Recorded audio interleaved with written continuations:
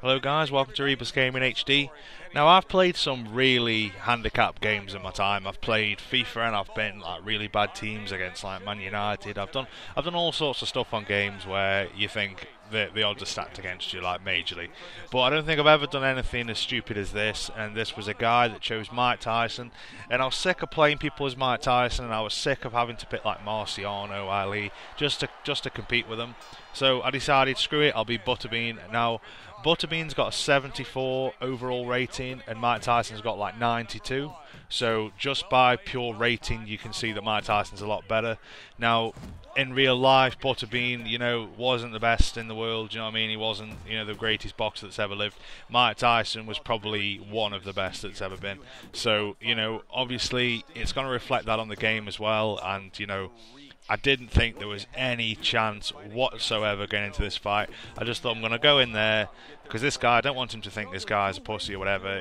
He's got to have respect for me straight away for picking Butterbean. If somebody picked Butterbean against me, I'd be like, well done, mate. You've gone with it. You've been a really bad character that nobody ever picks. I can't even say I've ever picked, ever played anyone that's ever picked Butterbean at all playing this game. And if you guys have, then let me know in the comments. But he really is an underused character, and literally I don't even know what his strengths are really. I know he's a powerful guy because he's a big guy obviously, but his body shape and that's about the same as George Foreman, but he just hasn't got the the same power, the same stamina or anything. He hasn't got the same tools as George Foreman has, but he's still as fat and clumsy. So we'll get into the fight anyway. It's most of the first round's done. And as you can see, the way that I'm going about this is I'm trying to just stay on the back foot, let him come forward, and I'm just trying to catch him with them counter jabs and then slip a little hook in there, get it onto his body, and then hopefully slow him down and then make it much easier for me, because I need to reduce him to a stage where he's at least as slow as me before we can even get into a fight, because everyone knows Mike Tyson's got them killer shots. Almost any shot Mike Tyson hits you with, he's going to be doing damage. So there's nothing like I can say I'll hit him in the body so he does like a hook to the head, but because every single shot he does is going to hurt, so there's no way of getting around it. I just need to make sure I'm hit I'll make sure I don't get hit, and do as much damage to his body as possible is my game plan. That uppercut should have landed there as well. I don't know what the hell happened then. So coming to the end of the first round, and I think you'll see at the start of this round, oh no, you don't. The second round you'll see that I get a cut. I get a cut in this round, or I might already be cut. But you see at the end of this round, you'll see the cut that I get on my eye, and it's it's a really really bad cut, and it could have swung the fight either way. So more of the same in this second round. I'm just sort of trying to stay on the back foot, and I mean it might come across as though, oh, I'm just going for the same shots, walking away or whatever, but you've got to bear in mind I'm Butterbean, and if I stand still I am almost certainly going to get knocked out. There's nothing I can do. I throw 2 or 3 punches and that lowers my stamina anyway, because I'm a big chubby guy, and obviously all he needs to do is land a couple of shots and I'm going to be on my ass. So this is basically the only thing I can do, and I'm sure anyone that's played this game would agree, the only thing I can really do is keep moving away and do them jab straights and catch him on the body. So if I was him right now, I would be a lot more on the front foot. I'd be coming in a lot more. I'd just be getting me on the ropes, and I'd just be pummeling the body, pummeling the head. But this guy, I don't know what it is. I think it's because I've caught him with a couple of counters, and he just does not want to get caught with them too often. So I think he's sort of half going for the points win, which he will be on course for doing that. But what he needs to be careful of is obviously reducing his stamina to the point where later on in the fight I can catch him and put him down. So as you can see, I do a good job there dodging his jabs. Tyson's got a really quick, really powerful jab, so getting away from them can be quite difficult sometimes, especially because he's got a short range as well. Sometimes he can throw the jab, and even if you've moved down or moved back or whatever, he's got time to adjust because he's got such a short, little, snappy jab. So you just got to be careful with that with Tyson. I don't know. It's debatable, really, depending on who you're fighting. Sometimes it's good to sidestep when you're against Tyson. I don't really want to risk that with Butterbean. He's too slow and he's too clumsy to do sidesteps. But if I could do sidesteps effectively, then that's what I would do in this situation. But obviously, I haven't got the movement. I haven't got the body shape. Even if I sidestep, you're still going to hit me in my gut. So it's just a case of sort of moving back. The only way I can get away from his punches is by moving away from him and take away, just abuse the fact that he's got really short T-Rex arms. That's my best bet. So there you can see my cut. It's a really, really bad cut, that is, and it doesn't get any better as the fight goes on. All he needs to do is really catch me on the eye with one good shot, and that's it. It's wide open again. So obviously I am aware of that. I don't want him to catch me with a good right hook, because obviously that's going to put me probably on critical stun straight away if he catches me with a good one. So I switched there. I switched my stance up a little bit just to try and sort of protect my eye a little bit there, and you know, as you can see, it's not doing the greatest job for me, to be fair, and probably was a pretty bad call for me. But he's coming at me there on the ropes. I'm just moving away as much as I can, just trying to stop him from getting landed any shots. Dodge a couple of shots there. Don't really know how I dodge them. And that's not me trying to taunt, by the way. I was trying to switch my stance back, and I pressed the wrong button there, so I did not mean to taunt there at all. And you know, if I was this guy, I'd be like, well, you know, there's something wrong with you. You're Butterbean doing taunts right in front of me. I don't know what's wrong. But yeah, just so you know, in all honesty, I was trying to just switch my stance back because it just wasn't working at all. So again, just taking advantage of that reach that I've got, trying to land them jabs, land them hooks on his body, and you can sort of see that they are affecting him a little bit. You know what I mean? He isn't throwing as much as he was the first round. When he does get close, he is throwing more when he gets close, which you would expect him to. That's what he should be doing. But he just isn't throwing enough. In my opinion, he isn't throwing enough punches, and he isn't taking advantage of the fact that the stamina is just so different between them both. You know, Tyson, even though Tyson's got like a short gas tank, you know, he's still got a bigger tank than Butterbean has. So, you know, what I've noticed as well is they're quite similar heights, these two. I thought Butterbean would have been like considerably taller, but, you know, they're not much between them, especially since Butterbean sort of crouches down a little bit when he throws and when he puts his guard up. So they're about the same height, but obviously Butterbean's got a slightly longer reach. Now, that can be helpful if you're moving away a lot, but obviously with Mike Tyson, most of the action's going to happen up close. So, you know, in theory, Mike Tyson's got more than one advantage in this fight. He's got a higher stamina rate, harder punches, he can move quicker, he can move more effectively, and obviously his punches are going to be hitting me more when he's close up, which he will be doing a lot. So there's a lot stacked against me in this fight, and that's obviously why I'm moving away as much as I am. You can see, as you'd expect, he's ahead on all the cards.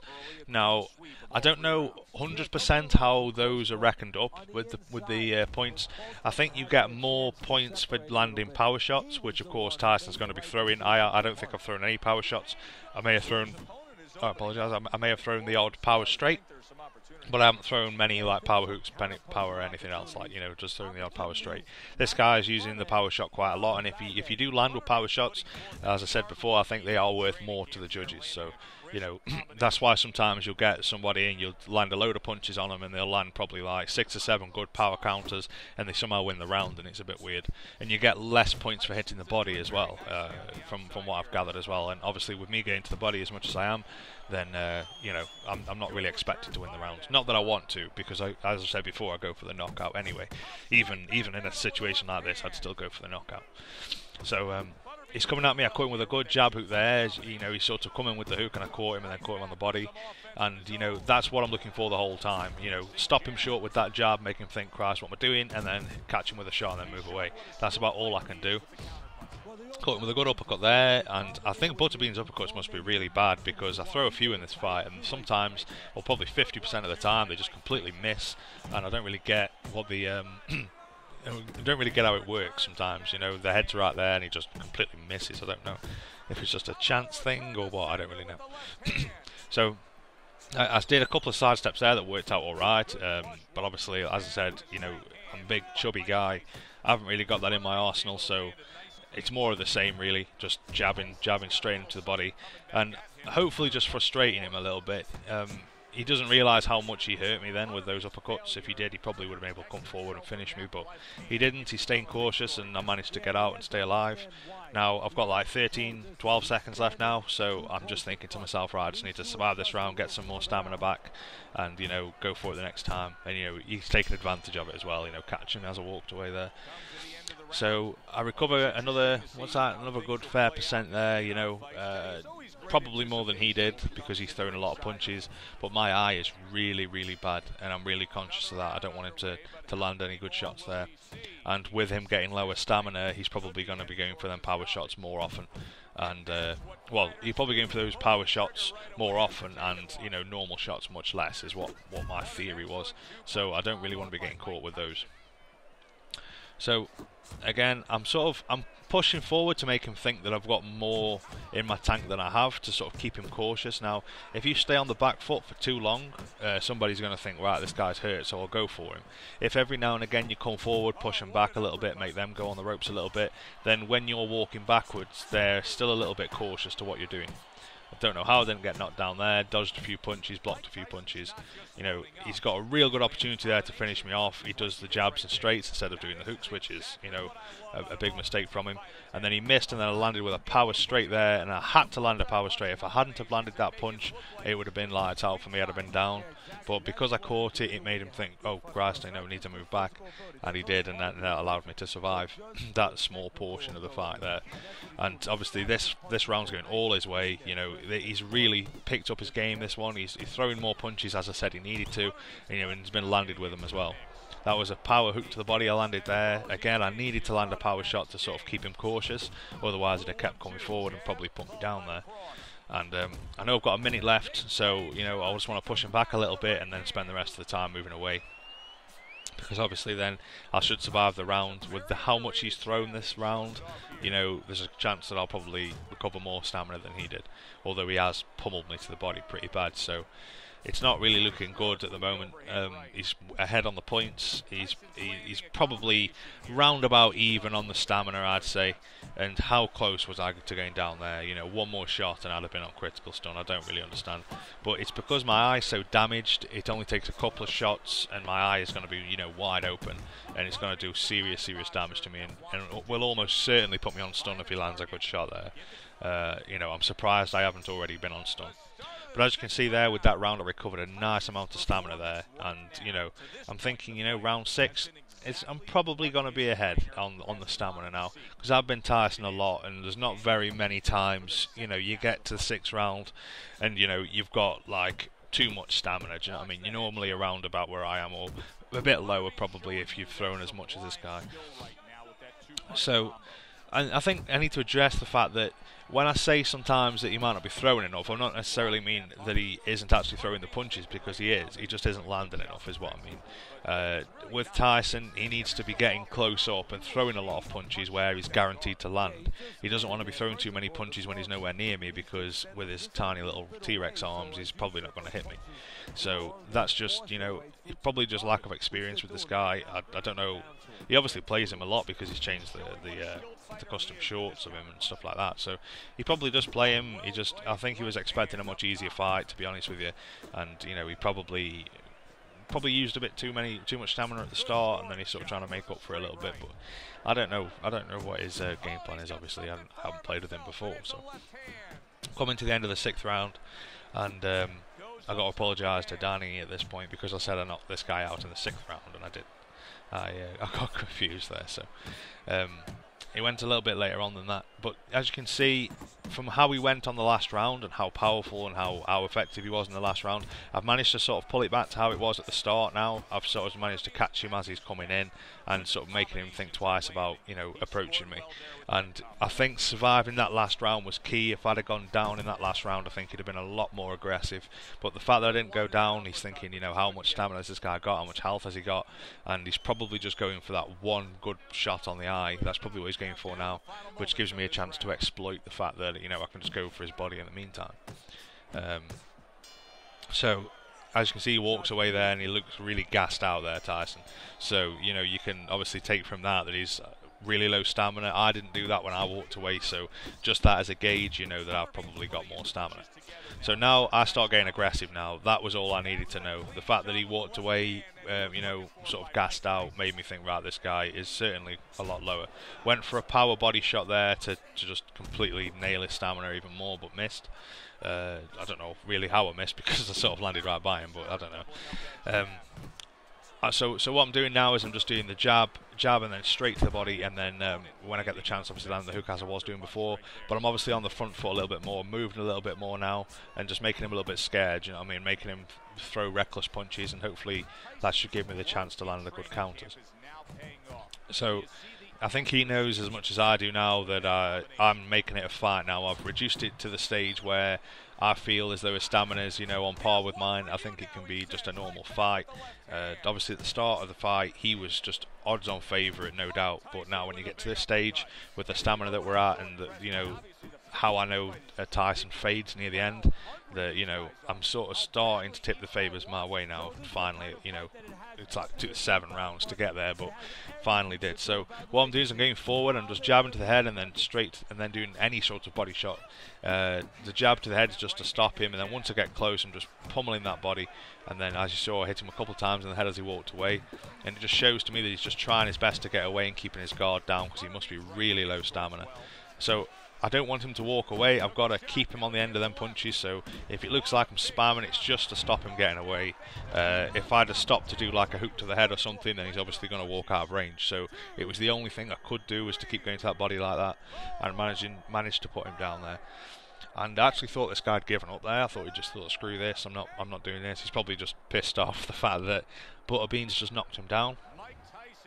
So now I'm thinking he's going to start going for the big shots even more now, coming to the end of the 7th round, and 8, 7, 6, 5, 4, and bang, he's down again.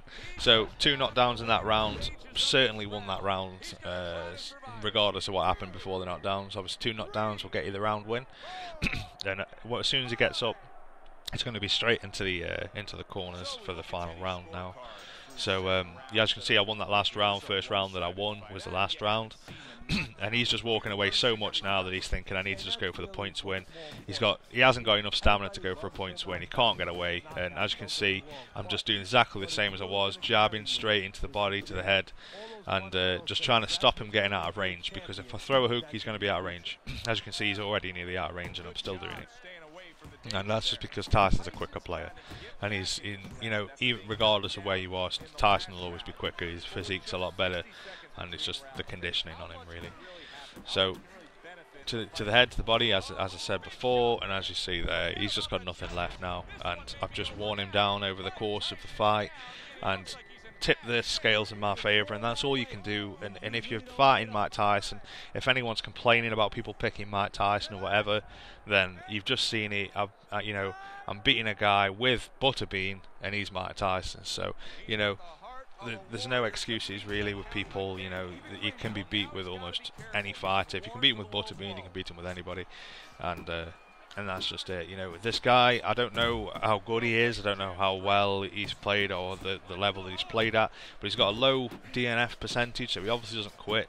So if he doesn't quit, then he's more than likely going to be a pretty good player.